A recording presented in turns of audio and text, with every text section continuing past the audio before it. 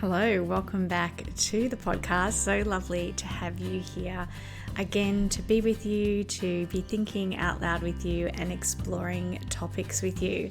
And this is one that I think is a continual theme or a concept in my life, but I actually want to dive a little bit deeper into it because it's one of those spiritual concepts or even just an understanding that in life, things kind of transpire and we have certain ways of looking at them.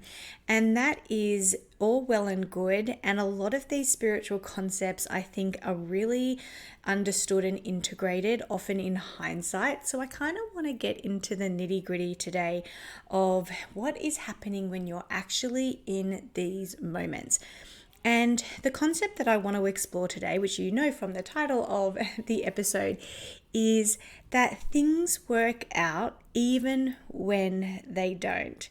Now, I'm sure every single one of you listening has had an experience of this, and that from that beautiful vantage point on top of a mountain, of the distance of time and space from the event, you can see, because of the way things have transpired, that yep, absolutely, things have worked out even when they didn't. So we might have wanted a certain thing or a certain job promotion or a certain relationship, or we might have wanted to buy a particular home or whatever it is, and it didn't work out.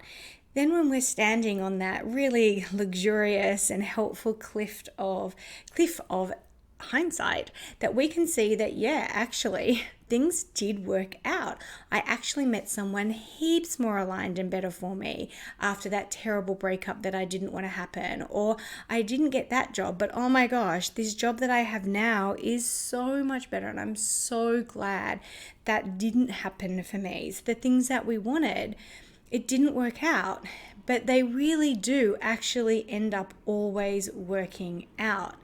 And so that is all well and good when we've given ourselves the time and space and the opportunity for something much better to come in, and that is much more actually aligned with our truest self or our next highest potential, or whatever is coming up for us in our own personal timeline.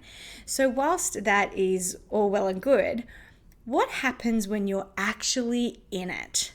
Like when you are actually in the moment of things not working out. The thing that you wanted didn't come into existence. The person that you wanted to be in or stay in a relationship left.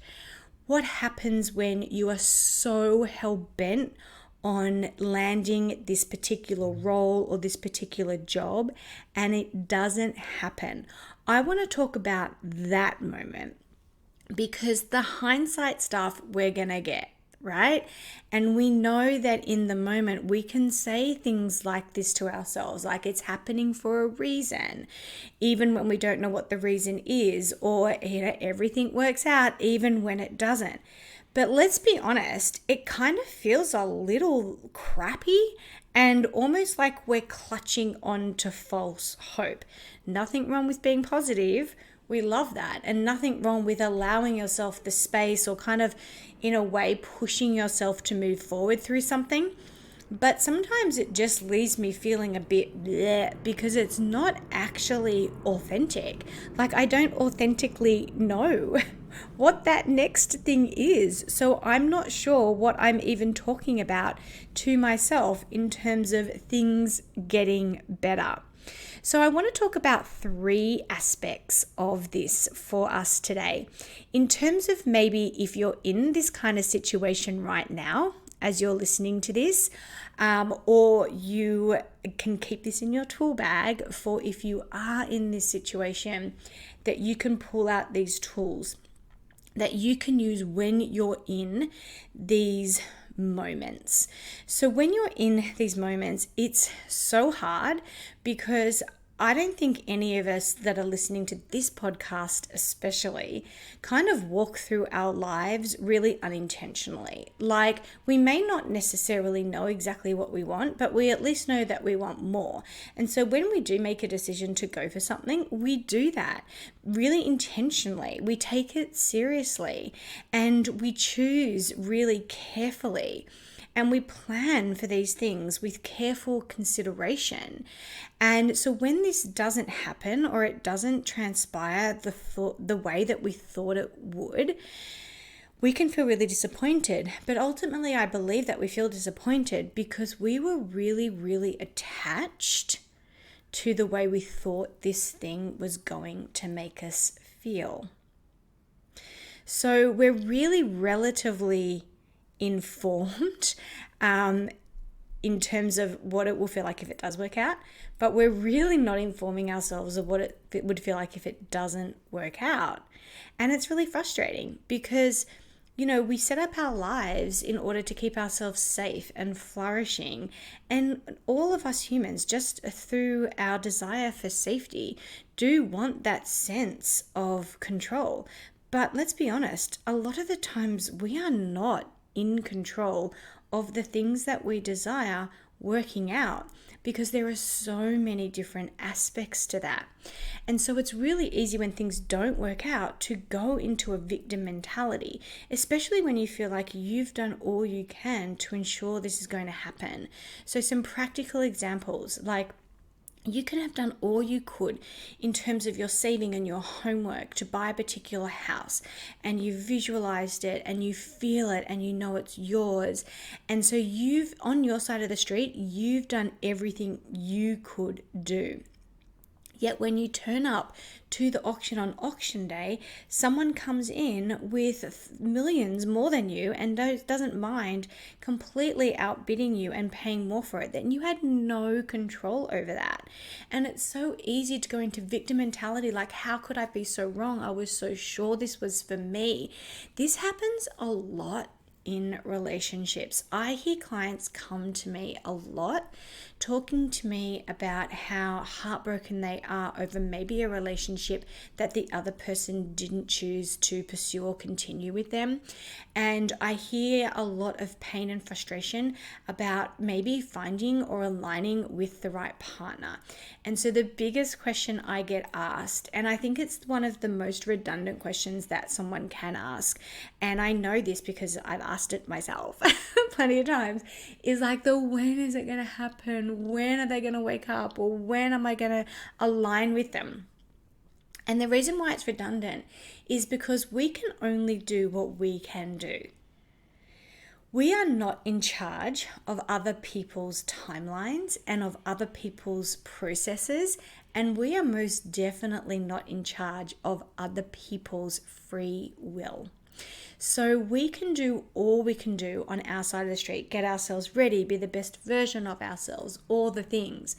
But then when we attach the intention of doing those things to a certain outcome, such as I want to meet the perfect person or I want to get that person back or whatever it is, then it's already tainted, because whatever we are doing is actually based, or our worthiness or our happiness, we've already decided it's based on what somebody else is going to decide, or what somebody else is going to decide the role in which they play in this for us.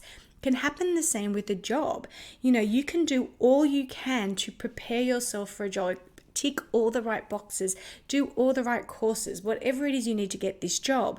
And you attach so much stature, worthiness, reward, happiness, righteousness, whatever it is, to being the person that gets chosen for that position. But you have zero control over the organization or the person in that interview room who just might be having a really crappy day and they're not that interested in seeing how wonderful you are. And all of that behind the other person's closed door or smoke screen, you are more than likely never going to know. So when you're in this situation, and I mean like when you're really in the thick of this situation, here are the 3 things I want you to think about. 1 is the attachment 2 is how magic the darkness and the disappointment can actually be.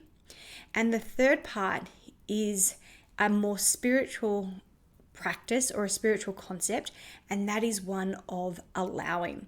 So straight up, first up, in terms of this attachment, I've already just talked about it, but please, I want you to always come back to the whys. Why is like the best word in the human language when it comes to looking at ourselves and our desires.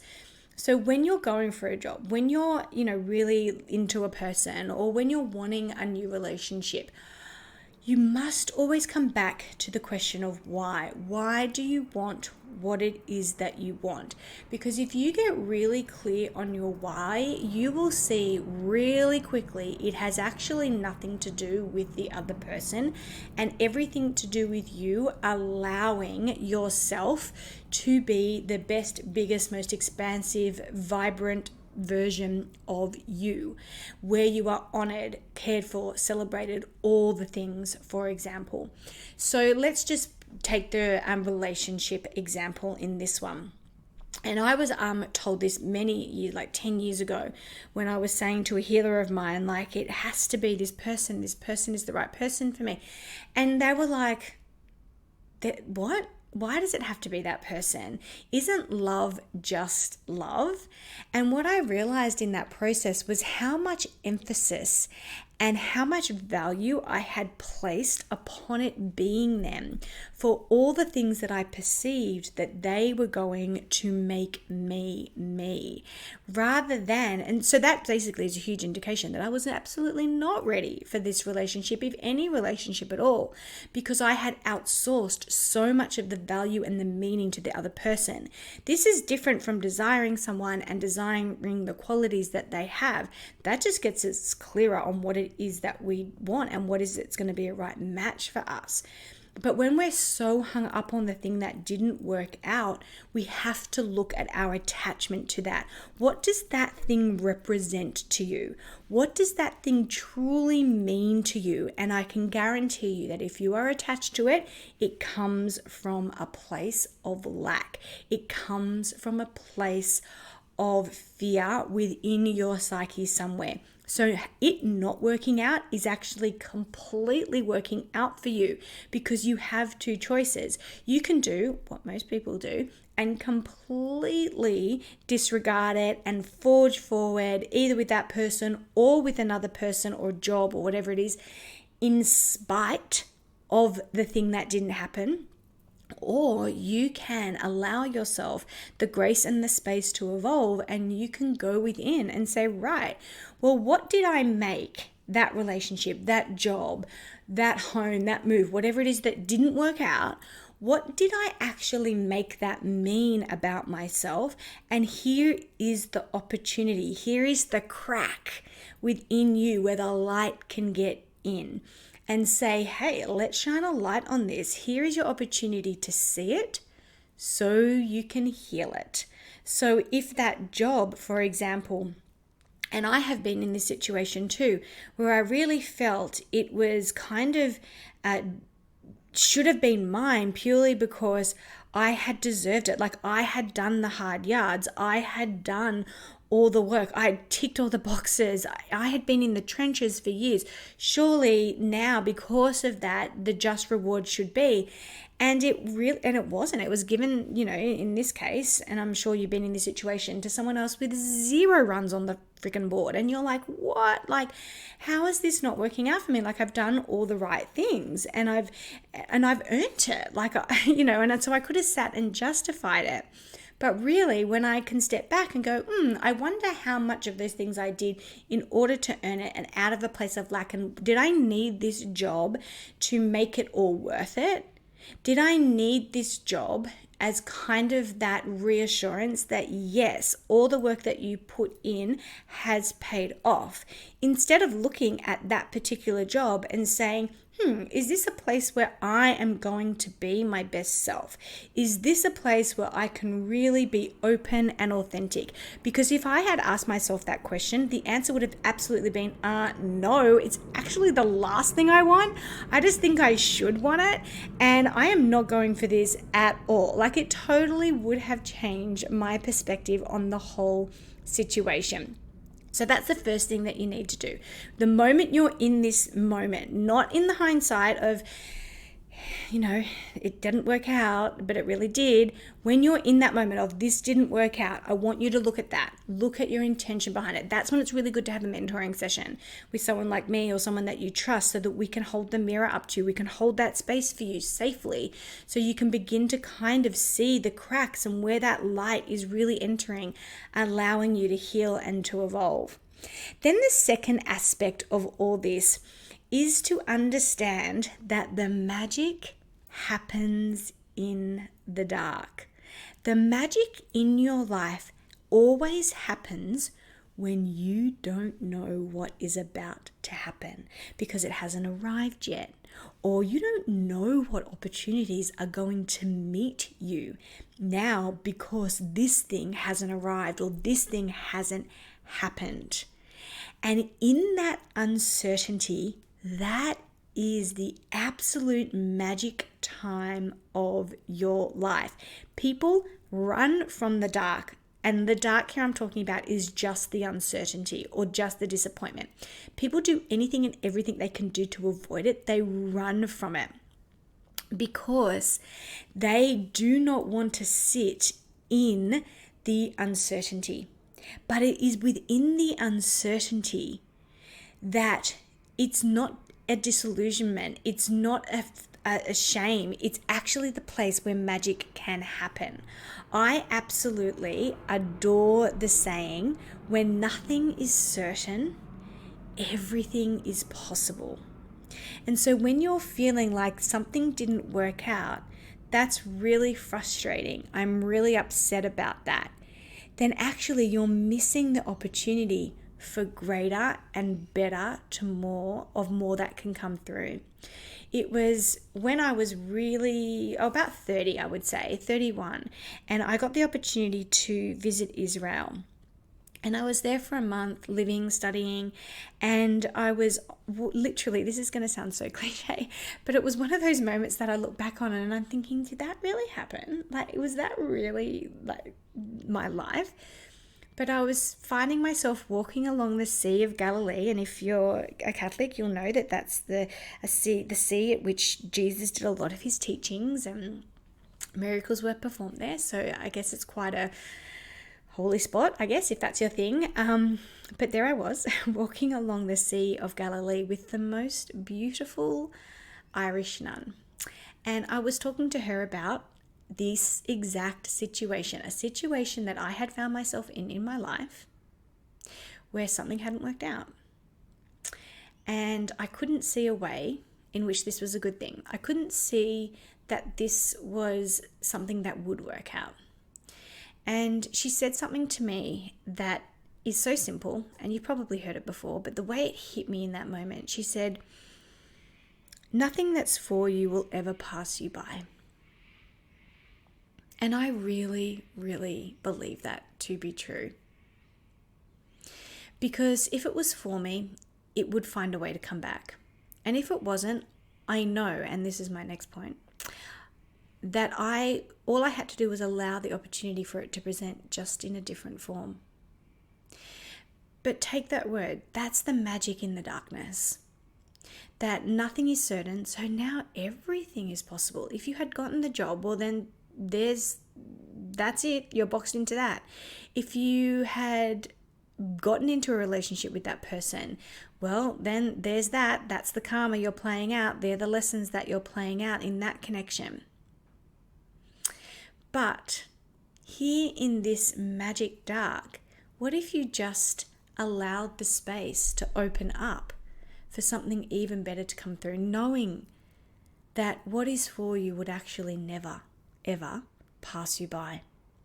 And that brings me to the last point, in that we have to allow our desires and our needs to be met in many, many forms and in many, many situations.